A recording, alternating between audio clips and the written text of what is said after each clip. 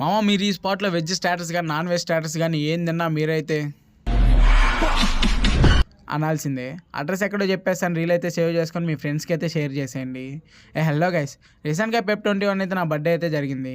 ఇంకా మన వాళ్ళందరికీ మంచి పార్టీ ఇవ్వాలనేసి డాబాకి అయితే తీసుకొని వెళ్ళిపోయాను. ఇంకా అక్కడికి వెళ్తానే మన వాళ్ళు అయితే కేక్ అయితే కట్ చేయించారు. కేక్ కట్ చేయడమే లేటు, కేక్ మీద యుద్ధం అయితే చేసేశారు. బర్త్డే నాదైతే కేక్ నాకు పెట్టకుండా వాళ్ళే దొబ్బుతున్నారు. చూస్తున్నారు కదా ఎలా తింటున్నారు.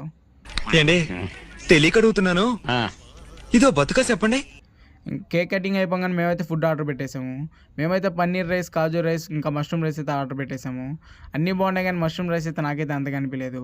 ఏంటబ్బా అన్నీ వెజ్ ఉన్నాయని చూస్తున్నారా, ఈరోజు సాటర్డే. ఇంకా దీని సిట్టింగ్ ఇంకా అంబియన్స్ విషయానికి వచ్చేస్తే ఫ్రెండ్స్ అందరితో కలిసి ప్రైవసీగా కూర్చొని తినడానికి కూడా ఉంది. ఇంకా అలా చెట్ల కింద కూర్చొని తినడానికి కూడా సిట్టింగ్ అరేంజ్మెంట్ అయితే చేశారు. ఇంకా ఫ్యామిలీ మెంబర్స్ అందరితో కలిసి నేచర్ ఫ్రెండ్లీగా కూర్చొని తినడానికి సిట్టింగ్ అరేంజ్మెంట్ అయితే చేశారు. ఇంకా దీని అడ్రస్ విషయానికి వచ్చేస్తే మన ఎంబీయూ కాలేజ్ నుంచి తిరుపతికి వెళ్ళే దారిలోనే ఉంటుంది. డాబా నేమ్ మెస్ అని ఉంటుంది. సరే అయితే ఉంటాను మరి, ఫాలో చేసుకో మామ్స్. మన యూట్యూబ్ ఛానల్ కూడా సబ్స్క్రైబ్ చేసుకో మామ్స్.